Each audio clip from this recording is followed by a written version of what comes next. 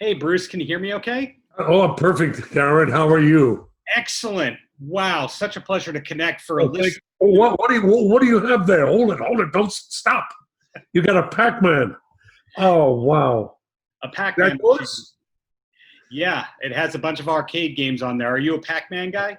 Oh, yeah. Well, I loved it. I used to have the cocktail one where you sat down and you had it in the middle of you on the like a coffee table. Yeah. Exactly. Yours looked cooler and took up less space, in my opinion. So let me just start this all with a huge compliment. I've been listening to you pretty much my whole life. My parents, they grew up on you. You have probably like 4 generations of people that have been Probably, listening I to you. hate to tell you, probably more. You never know. It's good. You never know. It's good. It's really good. You're looking at the happiest guy. I am so happy. Here's a great new opportunity to continue and reach people and give them a little bit of connection, a little bit of escape. That's what I want to do. Yeah, back to where it all started with WABC. How long was this in the works for, and how long did you have to wait before you could announce it? Well, I just finished. I was just finishing on a 15-year contract at SiriusXM, which, by the way, was really good. About 10 or 12 years in, 10 years in, I started realizing something was missing. So I'm a broadcaster. I love it. I've owned radio stations. I've been in this all my life. And I knew something was missing. I could put my finger on it. And then I realized one day that I'm doing not really radio. I'm doing corporate radio. A little different. Sirius is a major corporation. It's very successful. But it's not what I want to do. I want to reach people on a very massive, monstrous, people would call it, local radio station. Now, what I mean with local today, there's no such word as local anymore, except maybe even the little teapots, we call them, in a tiny village with 250 watts. Sometimes they wind the generator, right, at night. Even that, it's not local anymore, because now with internet and Ethernet and and Siri, I got to say, and Siri and Alexa, I got to say Alexa very low every time I say that. Yeah, it's going to activate. With Google, there's no such thing as being local anymore. You're now all over the world. I'm even in people's refrigerators. I know it. Hey, you're everywhere, and you've been everywhere for much more of your life than not, which is a pretty mind-blowing kind of thing. Like, you kind of think about that and you go, when you're 35 years old, maybe you're 10 to 15 years into a career. When you're in your 60s, 70s, and 80s, you've been famous for more of your life than not.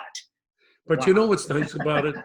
I've never really had time to think about. People say to me all the time, what does it feel like being famous? And I look at them like quizzically and I say, I don't know. I like what, you know what it is? I love what I do. Yeah. I'm not being corny or I'm not being a wise guy. I'm thinking, I really love what I do. And I just love being with this audience. The music is fabulous. And here's an opportunity. I love the opportunity of connecting with people. And boy, am I doing it. Whoa, what happened Saturday night? Well, a little scary. Anyway, you continue. Well, somebody who really digs into your career will know what I know, which is that you weren't just the guy on air, but like you mentioned before, owning radio stations all over the place, writing books, acting, the appearances. The being on the air after a while was maybe like 30% of what you were really doing. One time, yeah, you just made me tired. You were saying all those answers. Gosh, you're right. My love is radio. Mm-hmm. Radio has afforded me the opportunity, Darren, of being in movies and writing books and making appearances and doing everything. I mean, I love it. But when I'm on that microphone, that's my happiest. I love doing television. I mean, I really enjoy it. I like doing news. I enjoy anything that connects with people. But I think the most intimate and the most sensitive of all mass media is radio. Radio stimulates up here, stimulates the mind, theater of the mind, if you will. Pardon me saying that. I know when I'm on the air, and I sort of laugh, I know that I'm shopping with people. I'm in cars. I'm taking a bath or a shower with people. I'm with people in their most intimate moments. I mean intimate. Yeah. Because they told me that on the air, which like, whoa, they've said things to me on the air. People are very comfortable with me. When I'm on the air, like I'm talking to you right now, I'm looking you in the eyes. And this is nice rather than a telephone. Pleasure's all here. Yeah, it is. But I just know I feel this audience. Mm-hmm. I can feel them. I feel their eyes. I feel their body heat, their body language. And when I'm on the air, that sounds very strange, but I really feel what they're thinking. I know what they're thinking. And it works. It works. The word is connection, making that connection. And that's what I do. That's what I'm doing. I've been doing that. I discovered that when I was a wee lad a few years ago. A few years ago. And I realized that you just can't talk at people. Right. Like so many of the young broadcasters will get on and say, "Hi, this is Johnny Dark here with an hour of power on your high tower of black shellac." It sounds phony. But I discovered that if you talk to people and you make your mistakes and you laugh at yourself and you laugh at them and you get involved with them, you can't miss. You can't miss. Yeah. What you're just saying, as somebody who does a lot of interviews, not as many as you per se, but you're one of 3 today and there's probably 4 tomorrow, a lot of interviews and all that. And I used to try and cover up all of my mistakes. And then I realized when I slip up a little bit, there's actually more charm in showing your true self. It's human. That's the human experience. When I own radio stations, and we own several of them with my partner, Bob Silliman, we go to a different radio station every day. I wanted to be with people. And so most of the people on our radio stations are the young kids. And they make a mistake on the air and they come into my office, which I don't like. I'm not an office guy. I'm a doer. I'd rather get out there, on the farm and drive the tractor, honestly. Yeah. And they come into my office and they say, "Gee, I'm so sorry, Cousin Brucie. I'll tell you what happened." And I said, "Stop. I invented what you're going to tell me. Stop. Stop right now. You can't BS me, You cannot BS me. I invented it, or one of the inventors. So this is what I want you to do. I want you to do what you did yesterday. Do it again. Make a mistake, and then correct it. Then come back and talk to me. But don't tell me blah, blah, blah, that type of thing." There's nothing wrong with being human, being natural, making errors. We all do. I mean, we all do this. This is how life is. And I laugh at myself. It's fun because I know the audience is laughing with me. Well said. Well said. Well, I don't have a sequitur for this. I'm just going to go at you straight with all this. So you're synonymous with so many of the all-time great artists. You helped put the Beatles on the map, to say the very least.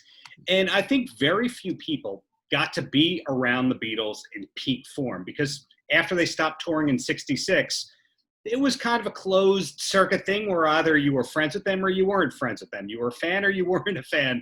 Right. Now, is there anything that you feel that people have wrong about the Beatles? And I know I'm putting you on the spot there. No, it's not. A lot of people feel that the Beatles were, especially in the earlier days, so commercial. But so what? What does that mean?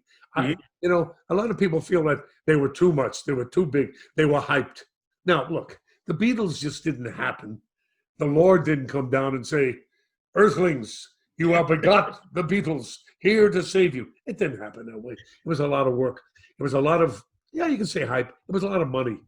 A lot of money went behind the publicity, the promotion of the Beatles. I mean, you couldn't go anywhere at one time without seeing a picture of John, Paul, George, and Ringo. They were all over the place, pasted on walls and stalls, no matter where you went. Walls and stalls. There, right? I'll give you a cute anecdote, if I may. Yeah, please. How important, because I really can't see anybody being negative to the Beatles, because as far as I'm concerned, you and I would not be talking if it wasn't for guys like Elvis, Chuck Berry, Buddy Holly, and the Beatles, right? You put those guys together. That's why we're still talking today. This is what built the foundation. I get on the air, and as the Beatles are coming over, and we have a few records, and I introduced "I Want to Hold Your Hand," which was delivered to me by armed guard. I couldn't play it till 9 o'clock. It was very funny. Here, this is a telephone call. This is what happened. "Hey, Cousin Brucie, I'm sitting here with my girlfriend, Susie. Would you play the Everly Brothers for me? Hey, I love you, man. I love you. Talk to you soon. We love you, man." Clunk, right? 3 weeks pass by. The Beatles come. They landed at Idlewild Airport, JFK, right? On Pan Am Flight 101. I mean, here's some good history for you. Check it out, though. You will. You're a journalist, so you'll check me out. I know that, which is good.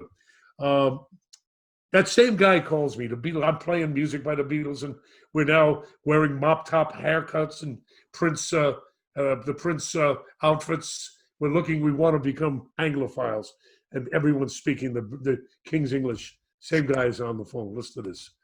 Hello, this is Sir Joe of Bronkshire on the Grand Concourse Shire. Would you please, Lord Cousin Brucie, please play a record for Me and Me Bird by the Mop Tops, the 4 Beatles. Thank you so much. God bless the Queen. Thank you, Cousin Brucie. Slam. Suddenly everybody's speaking with British clips, right? They're wearing the clothes, they have the haircuts, and it changed our lives. Yeah. It changed our lives. This is when really the world started shrinking a little bit and things started happening. Radio was becoming hugely powerful all over the world. Technology improved the AM signal. FM was really coming in at this time, right? It was a battle, but AM was still king, and AM made the Beatles records, the original Beatles records.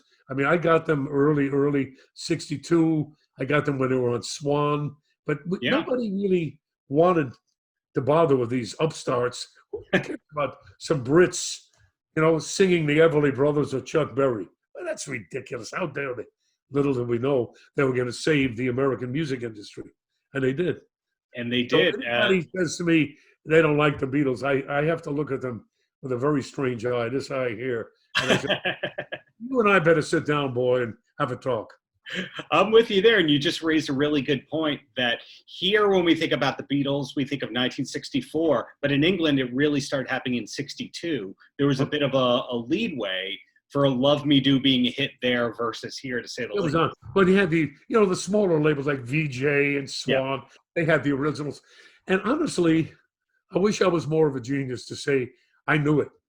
No, we got these records, and they were fun. They were fun, but then it was British, and who wants to bother, And then suddenly, these guys on VJ records are starting to make a lot of noise all over Europe. They're causing people to go crazy, getting thousands and thousands of people in crowds. They're causing riots, mayhem. And then we got the records again, and we started playing them. We realized that was going to happen. Then the American music machine started getting behind them with the British, and there was no stopping them. And we were just very pleased because we were getting everybody was, hey, don't fix the record, the record company. Don't fix this. If it ain't broke, leave it alone. But that was not the good attitude. We needed something. People were getting more sophisticated, the audience. The technology was improving. Distribution, there's a word. Distribution of recordings. Unbelievable what was happening. Maybe, 5 or 6-fold what it was a decade ago. So now things were changing. So the audience demanded a much more sophisticated medium called radio, music, magazines. Everybody wanted something a little different because their lives have changed. We owe it to people like the Beatles. It wasn't the Beatles alone, but they had a lot to do with it. When I speak to people that are excellent musicians, popular musicians, and I get the sense that the Beatles are their number one, I like to ask them if they have a number 2 band that's them. There was the mistake. I'm leaving that one in, thanks to you. Well, let me give you 2A, B, and maybe C. 2 Stones. I love the Stones. I think the Rolling Stones came in. They were almost the antithesis of these 4 clean-cut guys with the ties and the black suits and the little mop tops, which mom and dad freaked over. But the Rolling Stones came in, great music. They took some down, dirty blues, and they added some rock and roll to it. They added this Mick Jagger. I mean, good Lord. He was born looking like that. He went on that stage with the other guys, and they all looked, not like the Beatles. These were tough guys. So I always said, well, the bad kids listen to the Stones, good kids listen to the Beatles. But no, that's not true. It was all fusion. It was all together. So they came along, and they added a tremendous power to this poetry we had. Then you have groups like Oh, we continue with. I have to keep on saying that the Brits, the Hollies came along. Mm-hmm. Jerry and the Pacemakers.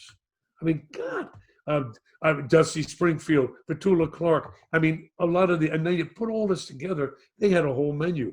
They were watching our music industry for years, emulating what we're doing, because if you went over there pre-British invasion, Right. you heard American music sung by these British guys in the cavern and places like that. But suddenly, the record companies realized there's a market. And the record companies didn't do it because they're nice guys. They're not nice guys. They're corporations. Corporations and corporations. They saw this niche, and they saw an opening, and they saw this youth market, this huge something happening in the 60s, a youth market with billions of dollars. So did they do that because they wanted to serve humanity? No. They knew exactly what they were doing. They marketed, and boy, did they market. And here we are today, you and I, talking about this. For me, the number two is the Beach Boys, and I don't think that they always get their due. But something interesting to me, I've interviewed Mike Love a few times, and of course, that is an artist that you helped put on the map, to say the least. I asked Mike Love, you're somebody who tours still 200 days a year, COVID aside. What music do you listen to? What do you actually listen to when you don't, when you can just be yourself? And he said he listens to music from the 60s. Do you find for you the 60s were the peak time for pop music in general? I'm going to answer personally, and then I'll give you another addendum. First of all, and also, now I was thinking of British. If you say, who are my favorite Brits, who are my favorite American artists, then if you want me to fuse them, I'll do that again. But the Beach Boys are right on top. Mike and the boys, Brian, and all of them. I love them. They really are. Four Seasons. I mean, we can go on. So to answer your question personally, I think the 60s was the pinnacle of the development of rock and roll, of pop rock and roll. This is when, as I said, technology started coming in. We started attracting amazing poets, amazing producers, unbelievable musicians, all based on the music of the preceding decade and decades. I mean, you can go back to the late 40s if we have to go back. Every genre of music, which to me, it's not a decade, we go by decades, has a great deal of thank you and insurance to the preceding decades. You listen to 60s, you hear 50s, right? Yeah. So to answer that question, yes, I think the 60s probably is the very, very best example of rock and roll and its development and where it came to, even to today. Even today, you hear it. You get a Bruno Mars. I love the Chicks. I love Lady Gaga. I mean, it's all our music. It's all there. And that's why so many people of all ages are comfortable with it. Now, let's talk about the audience. What does the audience want? My audience, I'll talk about, because that's my expert field. What do they want? Well, originally I was to come on WABC and play 50s, 60s, 70s, 80s. Well, you think a revolution was started. They say, you can't play 80s. Everyone's playing 80s. Cousin Brucie, get to it. A tremendous amount of energy and emails came into my being that wanted 50s, basically my base 60s, and a good portion of the 70s, but it was 60s based. And this was Vox Populare, right? Voice of the people. Voice of the people. Now I'll tell you one other thing, if I may, on this string. Go on. In those emails, not only was it the 60s that they wanted, because every once in a while, like last week, I played a 50s that they said, play more 60s, play the 50s. They're always going to get 50s because I'm keeping that alive. I don't care what anyone says. All right. No 80s, no 80s. Not in this life, I guess. I don't want to get in trouble. They'll hit me. They also wanted, second was my jingles. They wanted the jingles from WABC, the 60s jingles, 1960s jingles. Well, fortunately, we have a senior vice president whose name is David Labrosi. David Labrosi. It's Brozzi. And he had most of them. We called the jingle mill, called Pam's. Now, there's a young fellow there that runs it. His name is Jonathan Wolford. He invented that stuff. He has them in his safe. Put them out, fix them up, digitize them a little bit, gave him a little whipped cream, right? A little chocolate, and we got them. So on my shows, all my jingles, and it's hysterical. They want jingles. They want as many jingles as they do the music. It's so wild. Once again, connection to the good time, right? Then one other thing. I don't know if you're going to believe this one, because I don't. There was no way in the world I was going to do this. It shows you, geniuses are geniuses. Mm-hmm. When I'm doing my shows from where we're sitting right now, my upstate home on SiriusXM, I was doing my show every couple of times a week, and I did it for about 4 or 5 months, and no echo, no reverb, because I couldn't have it. I had my Comrex box, those little boxes, and you can broadcast from anywhere in the world. This little thing, you can put it right in your suitcase, put it into the Ethernet, you got it. So I'm doing my show without echo, and I'm listening to it. I'm saying, I like this. It's 2020. How am I going to do that? Cousin Brucie, hi everybody. I'm not doing that anymore. I don't want to do that anymore. Whoa, did I get it? On number 3 on the hit parade, and I'm talking about not 50 emails or 500. I'm talking about emails, right? They wanted the reverb. They said, music. They said, Brucie, stay the same. Music, jingles, reverb. So I go up to WABC and I said, guys, I don't know how you're going to do this because you haven't done this in a long time. Because there's a history to reverb. Reverb today is very different than in the old days. It was electronic. And before that, they used to run cables up and down. You know this? To get an echo right. Up and down an elevator shaft. And how, depending on how many cable runs there were, that's how much echo you got. So, yeah. And then you had electronic. Now it's digital. So they put a box in my new studio. And I listened to it before I go on the air, because as it was, it is. And I'm picking out, and I said, that's too much. That's it. I got it. And they wanted the chime time, WABC, chime time, boom. But it had to be the right chime. Because before I went on the air, I went crazy. I didn't like the chime. And I knew if I didn't like it, the audience would like it. So everybody is wanting to feel comfortable. Mm-hmm. Everybody is looking, right, to get that nice, easy chair in the living room and sit back and think about the connection, the escape to a happier time. We need it.